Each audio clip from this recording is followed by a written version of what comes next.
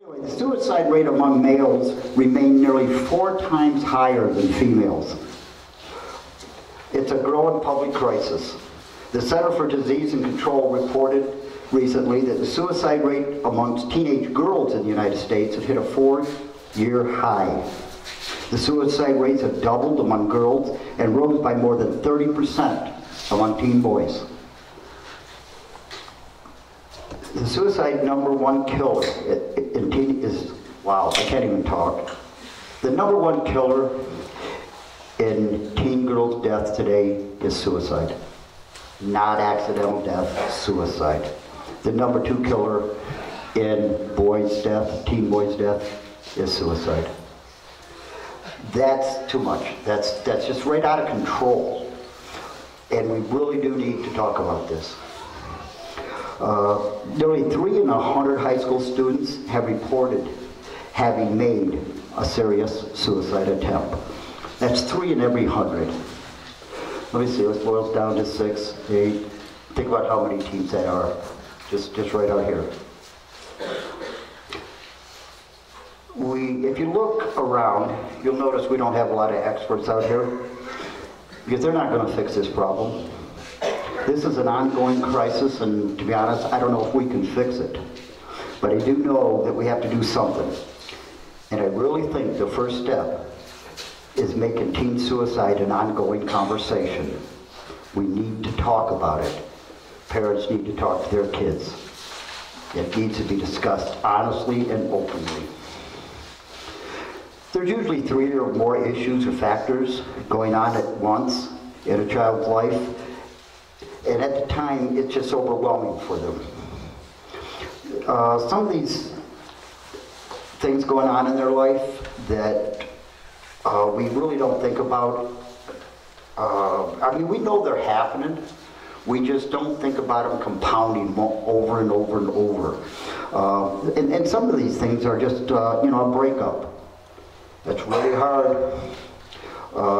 Substance use, peer pressure, public humiliation, severe pain, impulsiveness in a family history. All of these are part of what make up the blocks, if you will, to lead towards suicide. The bottom line is, if your instinct tells you that your teenager might be having a problem, then he probably is, she probably is. Reach out to him. Do what you have to do. Overreact if you have to. It's better to overreact to a situation than to do nothing. As children go into teenagers, it becomes more challenging for parents to know what they are thinking, what they are feeling. Do their normal ups and downs of adolescence become something to worry about? Young teenagers think things like, nothing matters, I wonder how many people would come to my funeral if I was gone. Sometimes I wish I could just go to sleep and never wake up. Everyone would be better off without me. Nobody will have to worry about me much longer. Simple thoughts that go through a young teenager's mind when things become overwhelming. When a teenager starts dropping comments like those above, or comes out and admits a feeling of suicide, we as parents need to try not to react with shock, but we must be willing to listen to what he or she may have to say. Maybe your child is merely just having a bad day, but maybe it's something more. 9 in every 10 teens who take their own lives meet the criteria for a diagnosis of mental disorder or condition. More than half of them with mood disorders such as depression or anxiety. Depression and anxiety is a big deal. Lots of people suffer from that. You don't have to be a teenager. I have depression and anxiety. And I'm a parent to a teenager, so I understand that sometimes it's hard to get in their heads and understand what's going on. Depressed teens often retreat to themselves when secretly they are crying out to be rescued. Many times they are too embarrassed to reveal their unhappiness to others, revealing no warning signs or show-tell signs that suicide is coming, including to their parents. Boys in particular may hide their emotions in the misguided belief that displaying feelings is a sign of weakness. Let's not wait for our kids to come home to us with a problem or concern. Knock on their doors. Park yourself on their bed. Say to them, "You seem sad. Would you like to talk? Maybe I can help." The point is that let's be proactive. Let's talk to our children. Take action before there's no action to take. All right, I think everybody has a candle. We'd like to do a candle lighting. All right, and I'd like to remind everybody, this is in remembrance of Michael Lahar.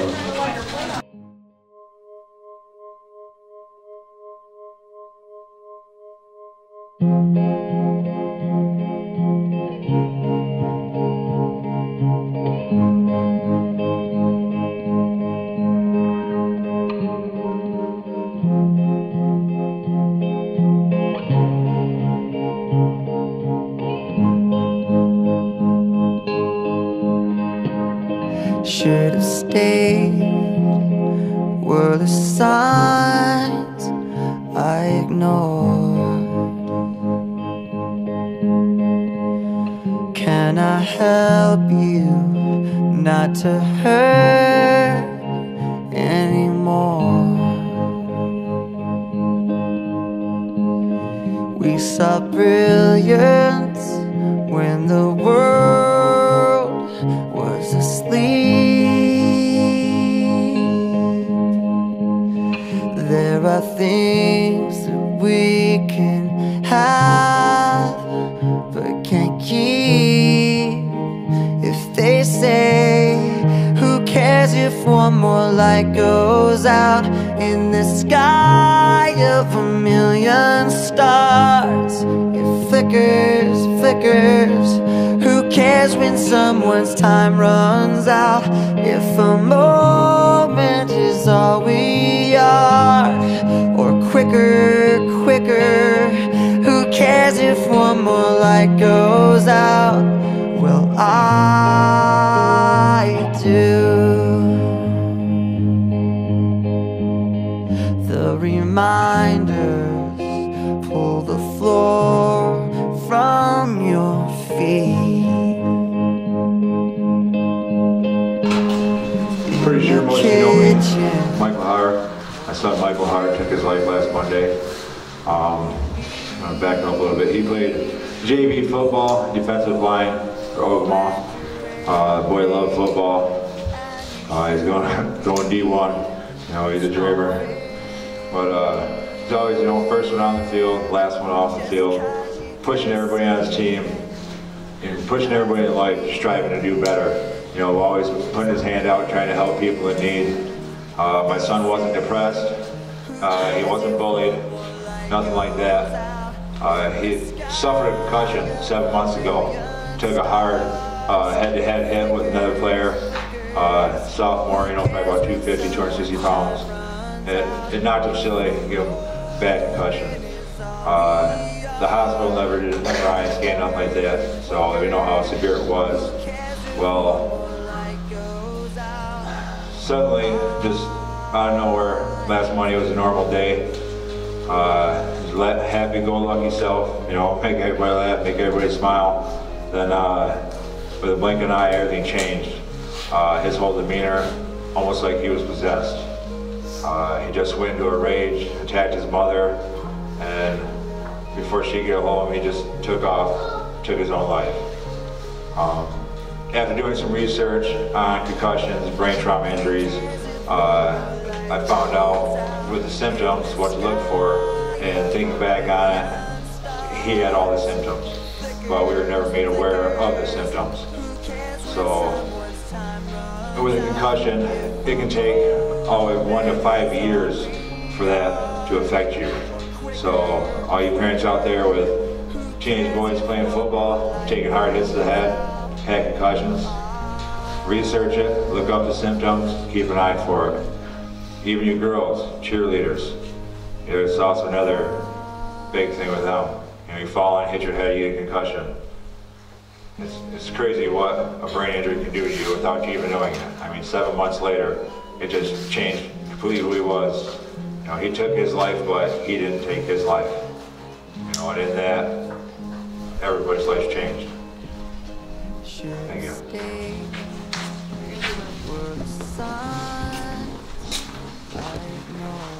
All right, I'd like to bring up Scott Marshall. He's a local business owner and a parent.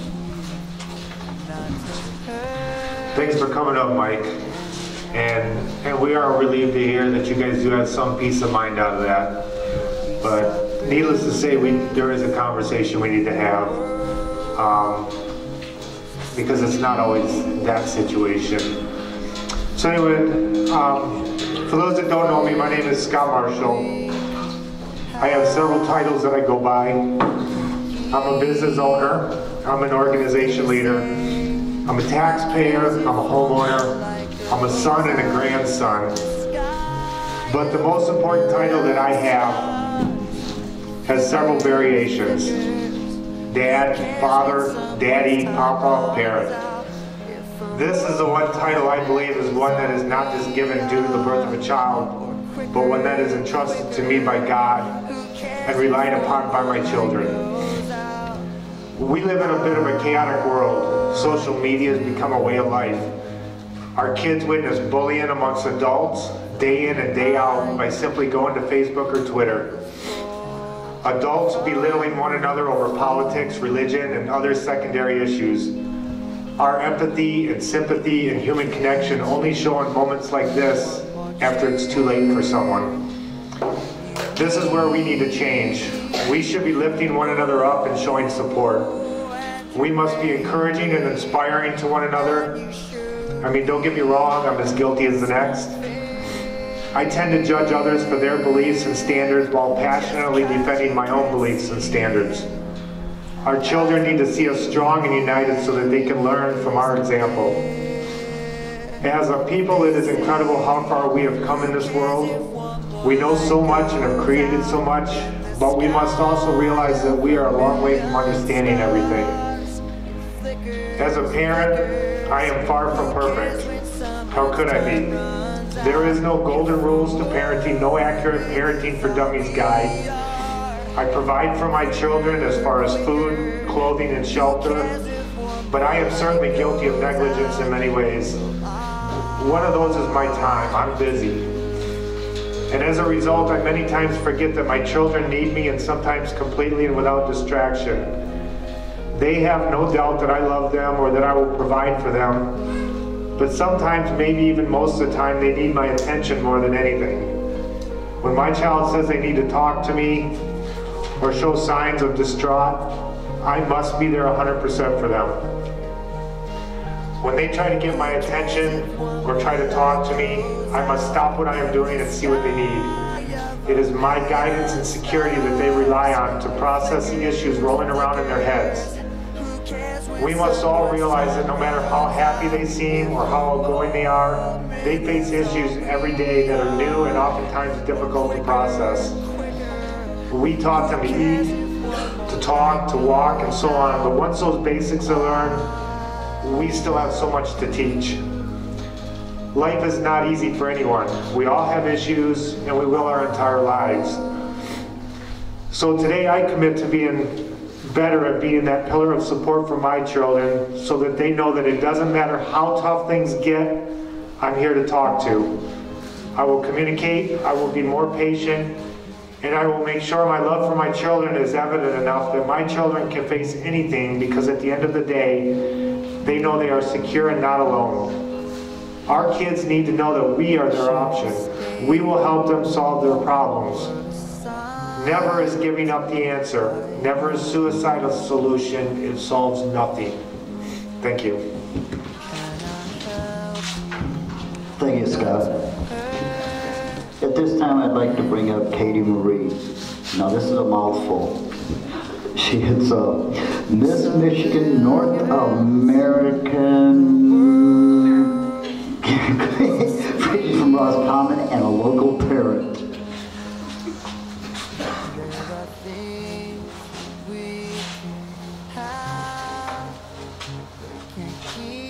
As you said, my name is Katie Moore. I am the current Miss Michigan North America. And I was asked to give a speech. I am a parent. My children are very small, but I wanted to reflect on something that happened when I was younger that is relevant. You often hear people say it takes a village. Right now, our village is hurting. Hurting because once again, we are struggling with the loss of a young person in our community. It seems it's becoming heartbreakingly familiar. When I was in 6th grade, the small town that I lived in, which was very much like this one, experienced an unthinkable tragedy when a house fire claimed the lives of 6 people, including 4 teenagers that were attending a sleepover. 3 days later, another teen who was supposed to be there that night took his own life. Every member of that community felt the loss. But I remember seeing something during that time that I have seen in other communities when faced with tragedy: love. People band together to help families and to help each other heal. Grief is not something that we get over, but it's something that we get through. And when a community bands together, we help each other heal. I am proud to be a part of the community that takes a stand to help others and to find a way to help our youth.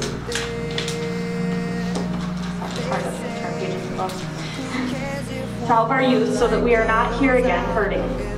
With that hurt comes the what ifs. What if I had called? What if I had said something? What if I could have done something? Today I challenge you, the village, to do those what ifs now instead of asking them later. Make that phone call. Tell someone you see their struggle and that you are here for them.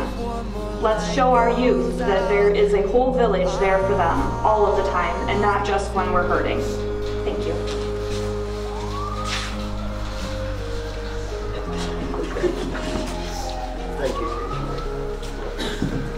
Thank you, Katie Marie. At this time, Jim asked if he could say a few words. So you all know Jim Finn and Uncle Sam. You want to come on up, Jim?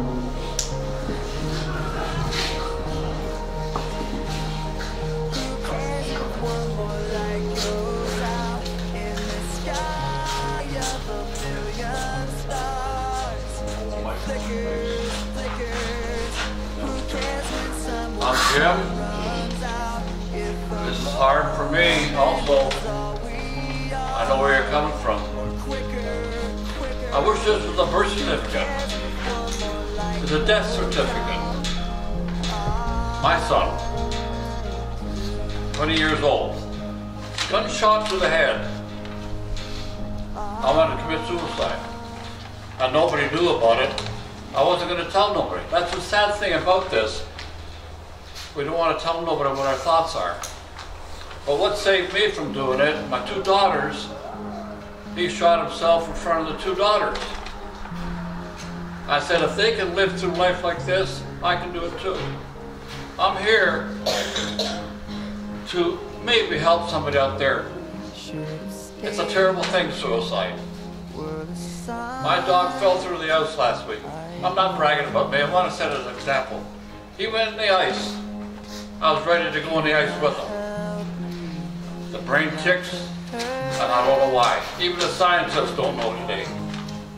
But I hope we can help somebody with this program. Suicide is terrible. Thank you for listening to me. Family, my prayers with you. Thank you.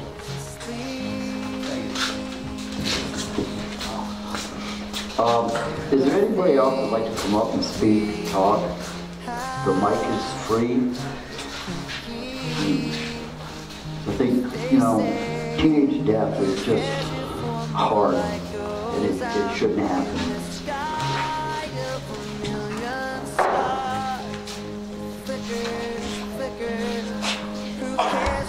I am a victim myself of suicide.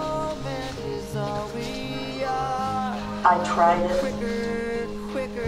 and I had people say to me, just in a flick of a minute, your brain does something that you can't control.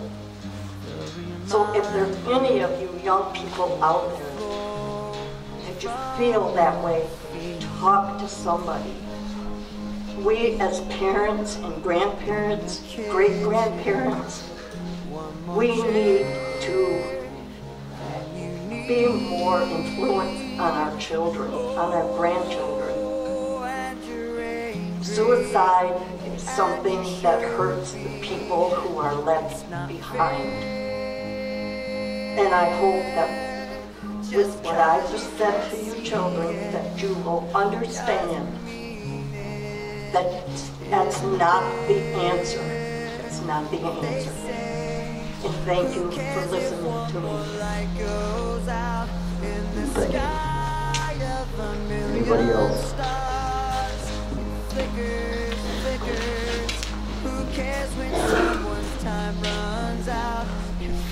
Hi everybody, I'm Dan, Michael's uncle. I haven't been here for a long time, and it really made me feel good to see how many people in the last couple of days, lives he touched, he made a difference. And he was a really special kid. And I just want to thank everybody for taking the time to remember him. Okay. Thank you. Anybody else? It's hard to talk about it, but we need to talk. We need to talk to each other. We need to talk to our kids, our grandkids. We need to talk. We need this to be an open conversation with no embarrassment. We need safe places. We need a place where a kid can go talk. Would you like to talk, Tiny?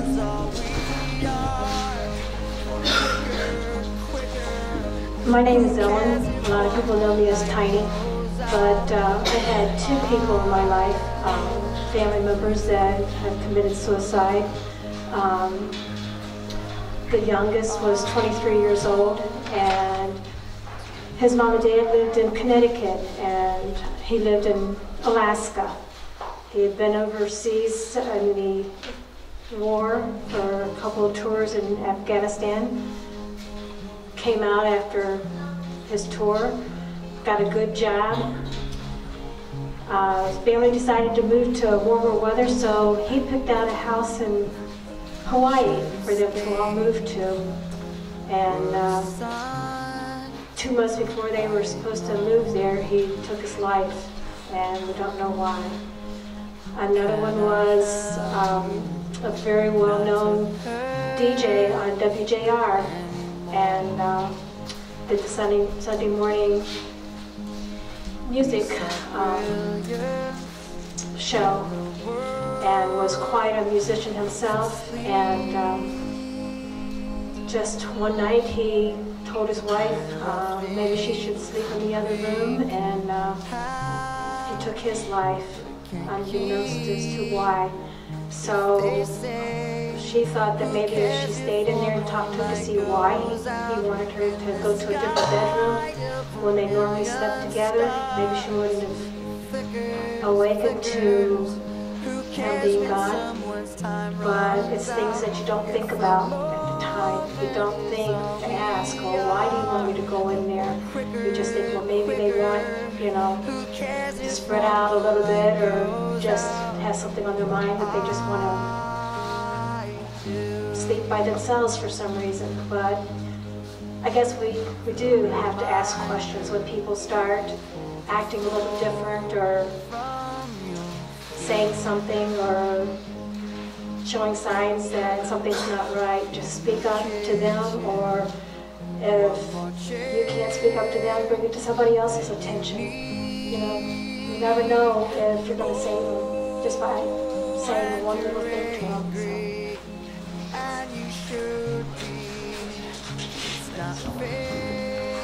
Is there anybody else? If not, I think it's a little chilly out here. I'd like to thank everybody for coming out. Mike, Jessica, Lahar family, our condolences, and just remind you, you have a community behind you. We're here for you, every one of us. And so with that, God bless.